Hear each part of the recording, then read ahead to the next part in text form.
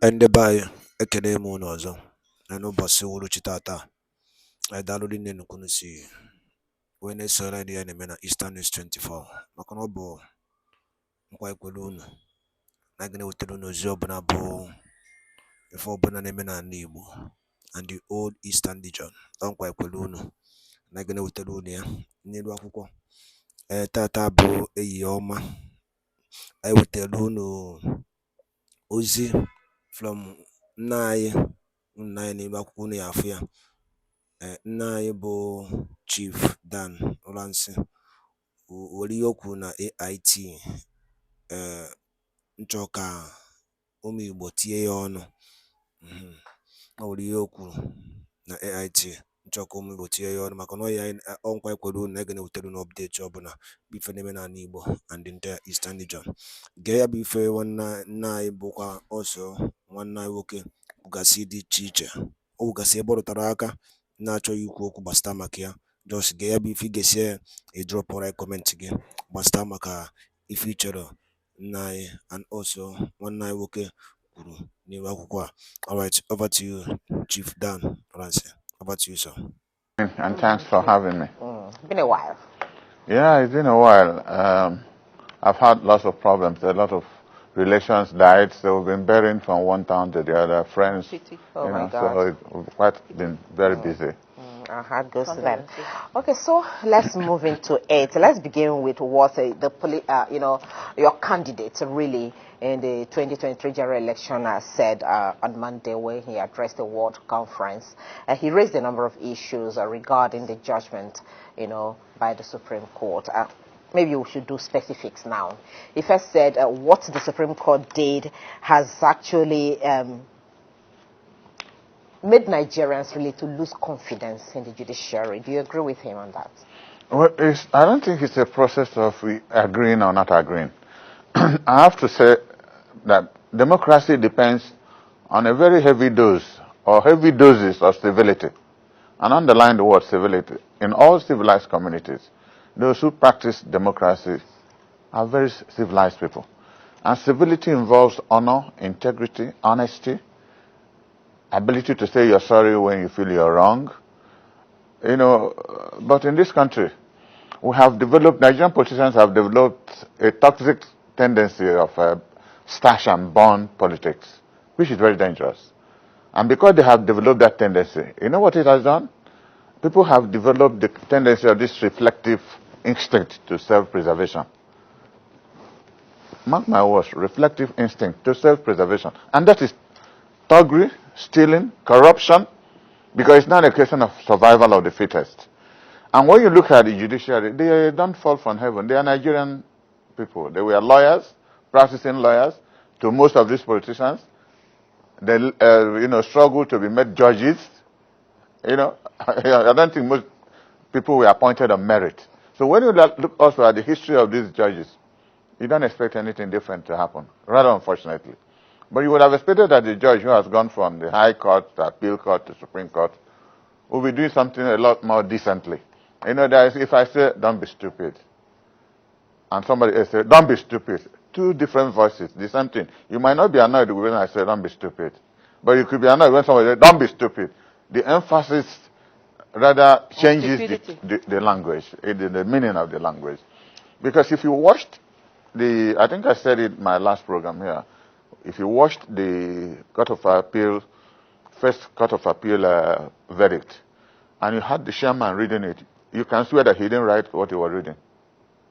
A lawyer should be fluent with what he has written, and a lot of equivocations, stop and gyrations here and there. You don't know where it's coming from. It shows you that that thing was not written, and there's now evidence to show that that thing was not written by him. And the Supreme Court, as it were, almost carried through. None of the two courts mentioned the core issues raised either by Atiku Abubakar or Obi. They never did. And you don't know where, it is unfortunate that is where our country is. It is pretty unfortunate. And you know why? The man who is president today, I'm not an attorney, I'm not a lawyer, but I have lots of friends. My younger brother, the same parent, he's a senior advocate of Nigeria. So I'm a small pocket lawyer, just listening to him over the past many years, you know, you will wonder that somebody like Tinubu, who struggled for democracy, I didn't know how young you people were. He struggled for democracy in this country. All of a sudden, following MKO Abiola all over this country. I think in most cases they were detained. Some of them ran away. I met him first when he was a senator with Chibok Kadibo. They came to my hotel room at the Transcorp. And I saw a determined young man who wanted to make a change. And when he became the governor of Lagos State, you could see that determination. He fought the PDP. When PDP took over the rest of the Southwest, he made sure that Lagos didn't go. So a lot of people developed so much confidence in him. But over time, he turned Lagos into a private residence. 24 years he's been holding the affairs of Lagos. He has now taken over Nigeria. Rather unfortunately, that this country is going down. He has taken over Ministry of Finance, Central Bank, Immigration, Post Authority. There are about 5 or 6 strategic institutions of government that he has given to his friends and cronies. I don't know what his intentions are. And probably he doesn't believe. He's just trying to extend what Buhari did. So it's difficult to just blame the judiciary. They are part of the system. But you know, Chief, you know, when you listen to the comeback from the APC to what Peter B said, I mean, they said clearly that the cases are not won in the whole of public opinion. And that is one thing to, you know, sort of be sentimental about your opinions, another thing to follow the purview of the judiciary, and so the courts will have its day. Now, you have an executive that also is the poster girl or poster boy for Nigeria in the Committee of Nations, internationally, otherwise. The president has been doing a lot of round trips around the world. How does this reflect on us? It is unfortunate. And I will honestly tell you that most countries will be laughing at us. Like, he's going around talking about investment. Tell me who will put his money where there is no security. That is when I know that there are no serious persons advising him. Because not even locally will you go to get out the money you have in savings or what in the bank to go and invest somewhere, where you know that if it is farming or something, you might have the risk of being killed. And that's the end of it. So all he's doing, like, you know, there was a program, I think my last program, I was saying, start with one example, releasing Nnamdi Kanu. If you are honest, try it. The judiciary has given you a lead to release him. There will be more than 80% peace in Southeast. That will be a big achievement. It might take a lead to other areas like the Boko Haram, the bandits, because every protest, and I continue to maintain that every protest is as a result of unresolved grievance. I don't know the beginning of Boko Haram and bandits, but there must be some grievances that are not resolved that people are trying to protest about. And I'm one person who believes in dialogue, even with armed robbers. I believe in dialogue. Sit down and discuss with people. Now look at, you know, I think it was you and colleague, there was something we were discussing. I told you that Nigeria is gradually becoming an Afghanistan. By that time, it wasn't as bad as this. But any day you don't have on your television or other networks and in newspapers about killing people, it becomes an exception to the rule. So every day, if we have good statistical process, you see that more than 500 to 1,000 people die in this country. The herdsmen in Benue Plateau trying to finish everybody there. The bandits in Northwest, the bandits in Northwest, the Boko Haram in Northeast and spreading to other areas.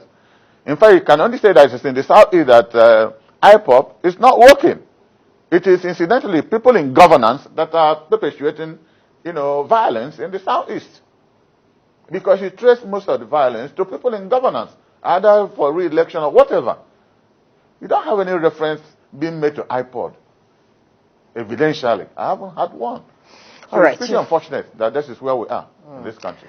All right, Chief, let's still stay a bit with what your presidential candidate, Peter Obi, said at that meeting, because there have been several reactions to what he said. And I'm quoting what came from someone who doesn't belong to any party really, but so to speak, is speaking from a legal point of view. And I'm talking about Senior Advocate of Nigeria, Wahab Shitu.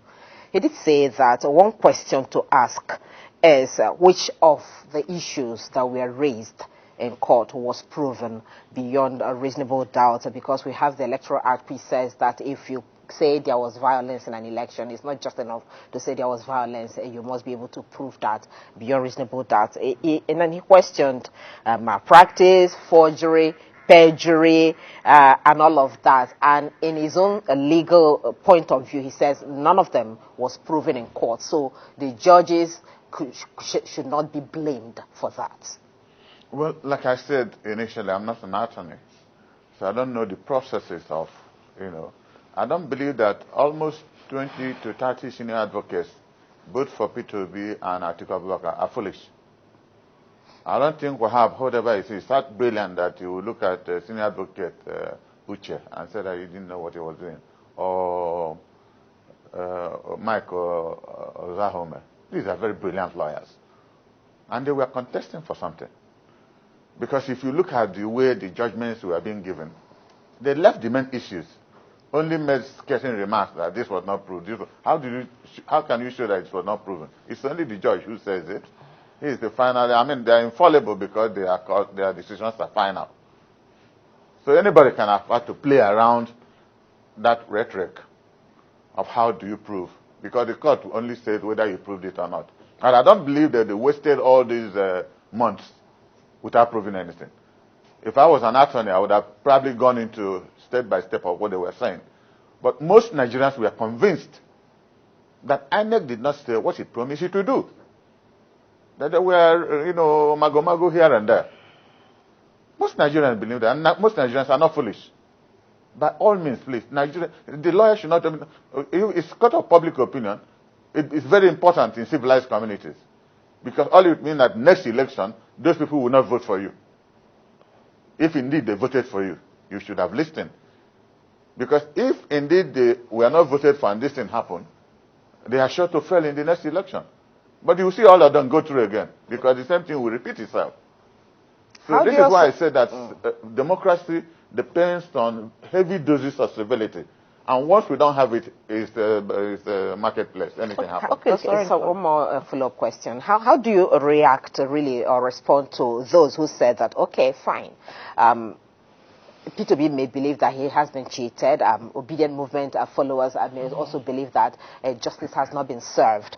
But the fact that the judgment has been given up to the Supreme Court, it was a hot, a hot chase really for the APC, and it wasn't easy at all. But at the end of the day, the Supreme Court has given its final judgment that probably P2B should just have congratulated the president and then told his followers to wait, that they would get prepared for the next election and, even go out better. If I say something is bad and I'm convinced something is bad, it would be stupid of me to turn around to congratulate that process, because you become complicit. What I should be looking at, I had a series of very serious meetings yesterday with top-level members of my party at the highest level yesterday for hours on end. And we're thinking of how to reorganize. What we're looking for now, how do we reorganize the party? How do we make sure that this place is not turned into a one-party country? Because that is where Tinubu is moving to. You can see some top-level members of all parties. They are buying them one after the other. We will make sure we don't allow this country to become a one-party state. So I would advise, in the next, probably after Christmas, we're trying to set up committees for serious reorganization and reconciliation, starting with PDP. I don't know what Peter wants to think about, but he left PDP to. Oh, you are really in PDP, and I kept saying your candidates. Can you imagine? You are in PDP. Why am I referring to you as an LP Were you person? referring to me as LP? I was actually saying your candidate. Not, no. Okay, it was the Labour Party. Probably because it's from your state. That's the my friend. Besides, there. it's from my state. He's been a very close friend of mine. About a week ago, we were in a ceremony, a funeral together, and nobody could believe how we were shouting, hugging ourselves and that. But what I'm saying is that the two parties need to sit down and tell themselves the truth, looking forward, for the overall interest of this country. Absolutely. Somebody somewhere has to, when you see marriage succeed, it's either the wife or the husband would have to be stupid. One of the partners must be stupid, at least up to first 10 years of that marriage, for things to normalize. If you don't do that, that's the problem. So that is on our part in PDP. We had several meetings with our governors to see how we can reorganize the party, strengthen the party, Okay. But if PDP does that and Labour does not seriously think, whether come 2027 they can make it on their own, then what happened last will happen again. This is so this is a time for very serious discussion on both sides. I mean, this is a very instructive point of engagement. This, trying to rally around and reconvene and rethink strategy within the PDP, because just last week Morgan Stanley International removed major Nigerian securities from the stock market, and what that means is that international foreign direct investors are not trusting the Nigerian economic system. Several layers of investor confidence has been eroded, and the question is, who speaks the truth to power? And we've had several guests here talk about, the lack of opposition voices that are strong enough, that are instructive enough to keep the executive on their toes. So now you've mentioned that PDP is having conversations, doing the meetings, setting up committees. However, of course, we've seen in the past 2 weeks the sort of back and forth within the PDP between two of its, frontmen from River State, Sim Fubara and that of Nyesom Wike. There have been back and forth. Several platforms have questioned if somebody like Nyesom Wike is still in the PDP and of the PDP and projecting the PDP. So in the terms of reconciliation and reorganization, what is the first priority for PDP? Is it to identify the strengths of their voices against opposition, or to fix the broken chords of the voices within the PDP first? Until a week and a half ago or thereabout, when the Supreme Court gave judgment, it was difficult for anybody to sit down and discuss anything about reconciliation or reorganization. Everybody was being hopeful that somehow something would give way. We'll probably go for another election and then come back to reorganize ourselves. But haven't gotten this finality. That is why we have started very serious meetings now, what to do. Reference to Wike is still in PDP. I mean, he went to court to get an order that he will not be expelled. So theoretically, he's in PDP. I think he has exercised his right of his human rights to a level of abuse, because there's cynicism that leads to brutality of action, which is very unfortunate. He was a PDP local government chairman, PDP chief of staff, PDP minister first, PDP governor for 8 years. And, for him to end up like this, he's my friend. And, like I said in one of my programs here, when he invited me to Port Harcourt, that was how he introduced me to this Fubara. I think he said he was his accountant general or something, and swore in his name that he would leave here and, leave them to do their own, that nobody is disturbing him doing his own work. And that was exactly the way Rotimi Amechi introduced me to Wike himself when he was his chief of staff. Because of my friendship with Dr. Peter Odili, we've been used to all the processes in reverse politics as if we are from Port Harcourt. So if I tell you I don't know what is going on there, I exactly know what is going on there. On the governor's side, I've spoken with a lot of people in the past 24 hours. But I haven't spoken with Wike, but I have to do that in the next 2, 3, 4 hours, to really know where he's coming from. Because the situation doesn't tell any good of him, too.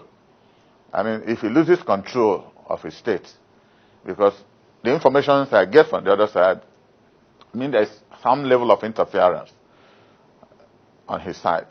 But, I'm one person who don't make judgments, hearing one side. Until you hear from both sides. Until I have to hear from him. But the information in the public domain is that he says there's a political structure which the governor of Fubara is about destroying, and he wouldn't allow that to happen, because that's a structure that also threw him up as the governor. Well, like I said, I have spoken with not the governor directly, but I hope I'll speak with him. I've spoken with people who are very close to him.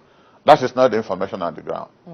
That's far from, structure has nothing to do with what they have told me. So if I hear from Wike, then we'll see how, we discussed that extensively yesterday too at a high-level meeting in PDP.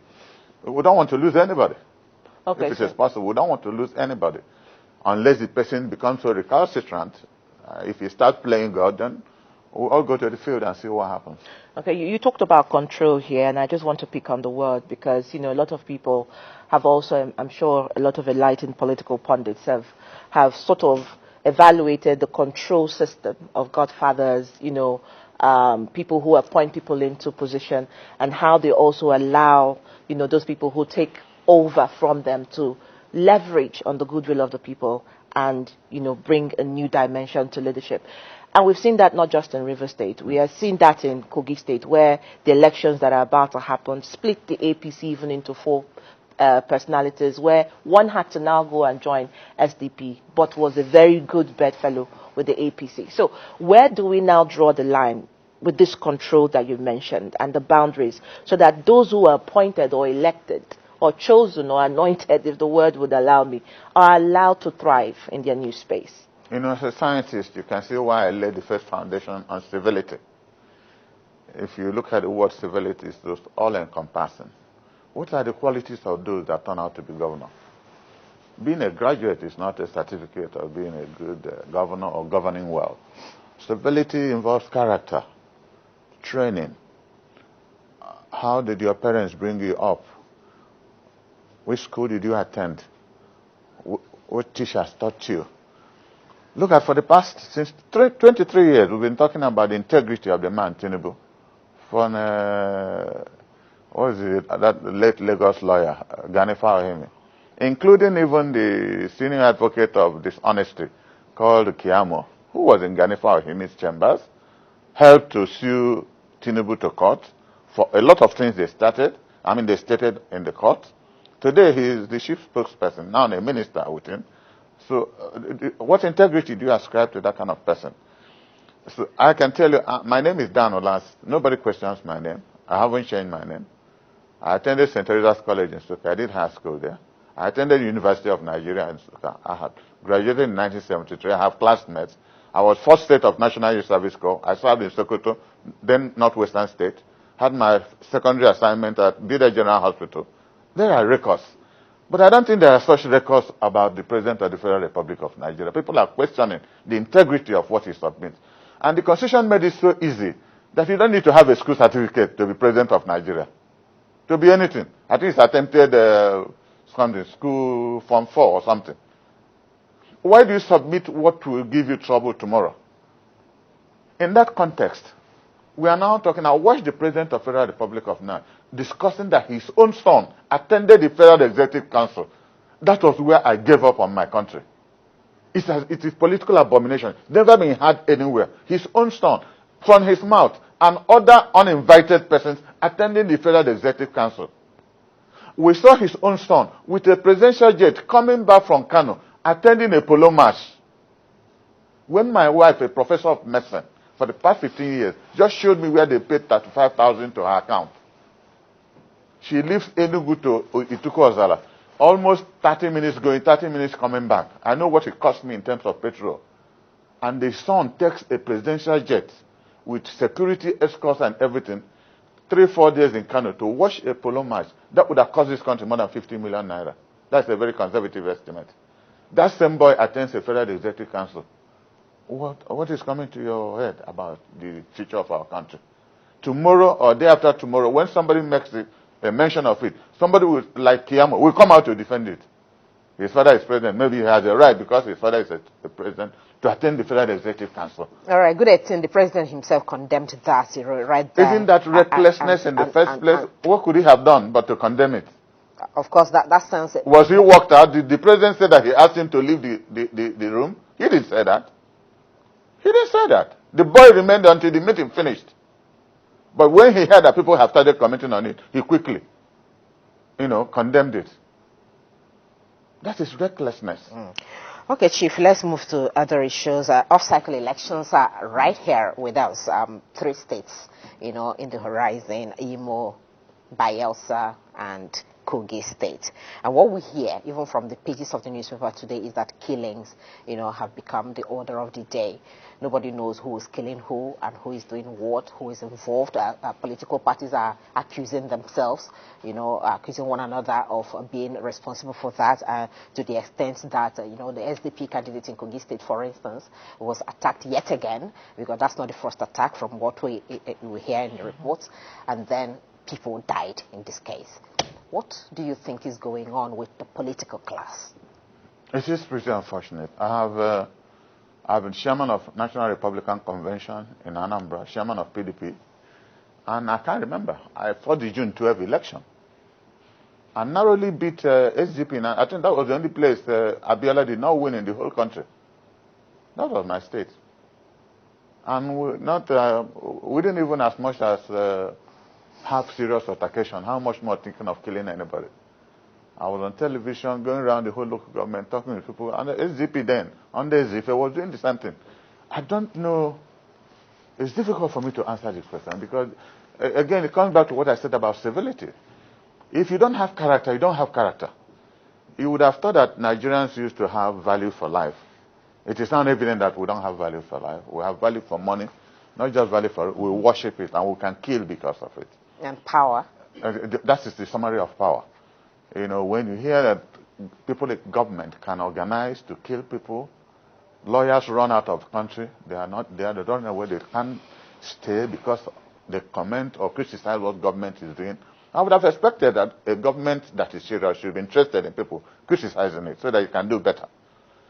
I don't know. It's a question only the security agencies will answer. But these security agencies are also complicit.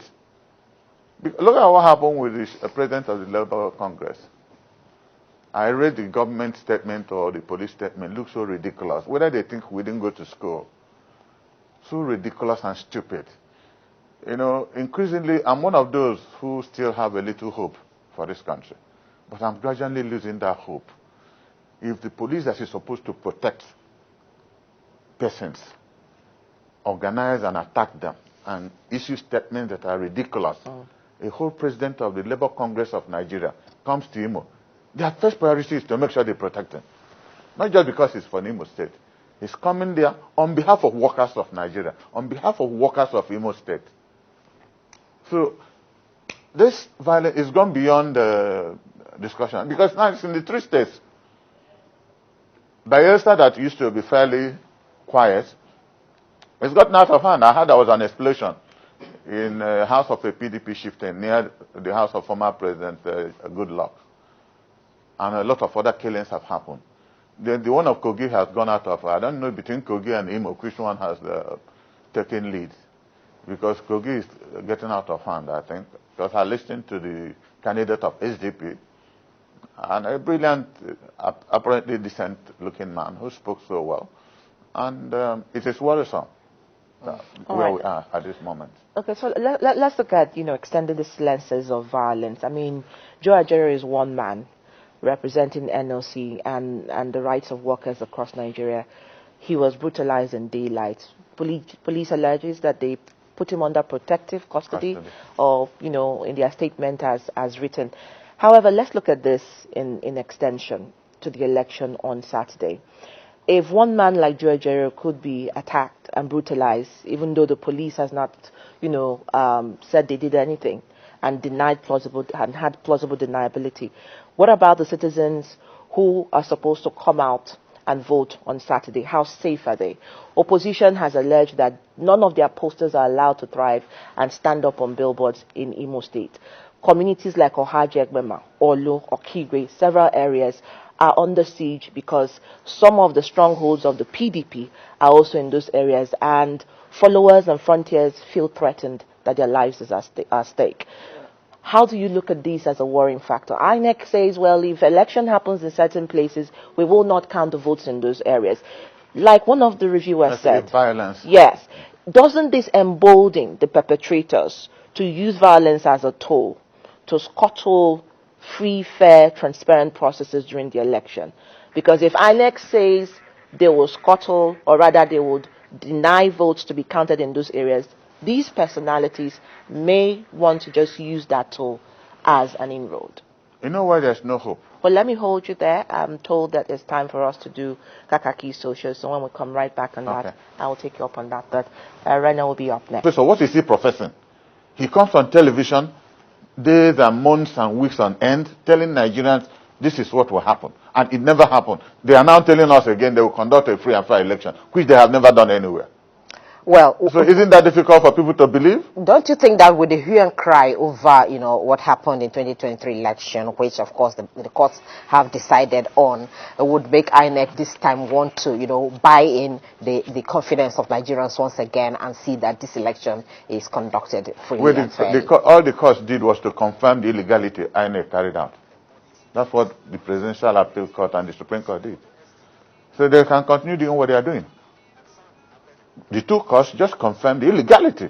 That's why Nigerian people, that's what P2B was speaking about. That was what Atiku Abubakar was speaking about. And so many other well-meaning Nigerians. The illegality conducted by INEC has been confirmed. So that's why I said their decision is infallible because it is final. And so what do you do? But isn't it politicians really that are even, forcing whatever kind of inducement? So if you blame the umpire, what happens to those in the political parties and those who that's what also... These are the statements I started with. The judges are not different from the Nigerian society. I use 3 different types of phraseologies, about reflective instinct to self-preservation and, people who don't believe in civility. If you don't believe in the word civility, you can never do anything that is clean. You can't. Even in classrooms now, teachers are also manipulating students.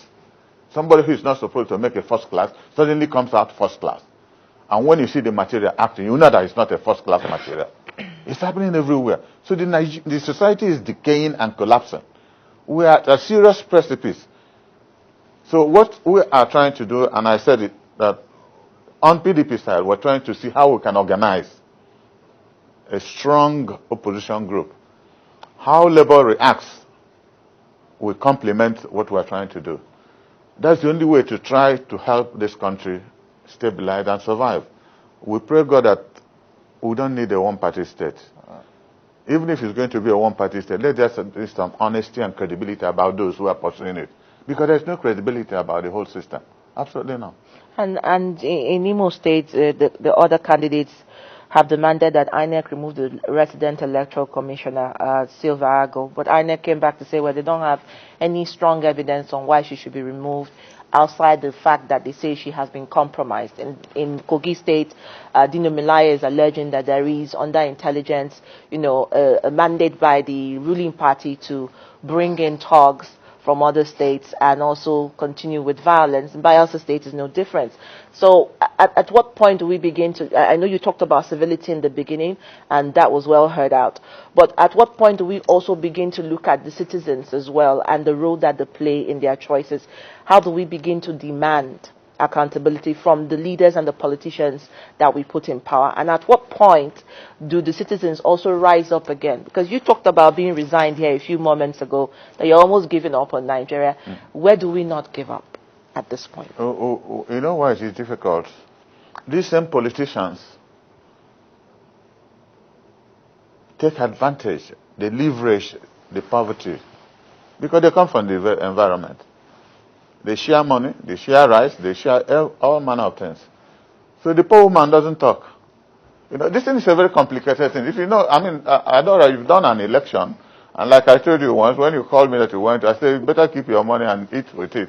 And you went and had an experience.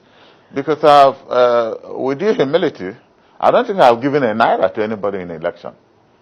When Ezife was governor, SDP, I was chairman of NRC. One federal election was held in Orumba, North and South. I won him. A state assembly seat was held in Obaro. I won him. He didn't kill anybody. There was no altercation. It was a free, I think it was, what is the professor who was from Anambra, who was INEC chairman then. I still remember his name. Everything went clean. The votes were counted there. I think that time we were doing this standing, what do they call it, option A4 or something. You stand in line and people will be counted. And that was a very clean way of doing election, because it's difficult for you to do anything funny, unless when they bring talks to scatter people. But when INEC and the security agencies are complicit with either the government or top politicians, not just government, the other parties too, if you see strong candidates who have money from another party, they also do what government is doing. Because in their constituency, they seize their constituency. All right. You enter there. Chief. So we only pray God that let us all carry the cup of salvation and pray that God will help this country.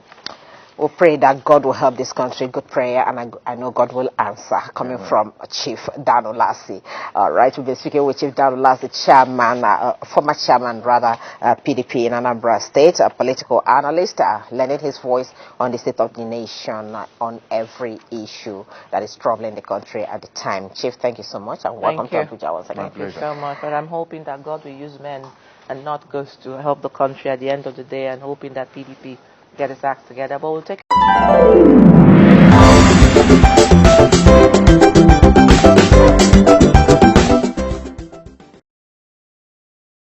Igbo m na-ege ntị, darụkwanụ n'inne nụ ka unu si wepụta oge unu wee gee gasịa ife nna anyị and also bụ nwanne anyị nwoke bụkwa Chief Dan Ulsi kwugasị n'iru akwụkwọ nke ife iwere ike ikwu gbasịta maka ya bụ ife ndị nọgasị okwu n'iru akwụkwọ a dropkwara ya on the comment section below.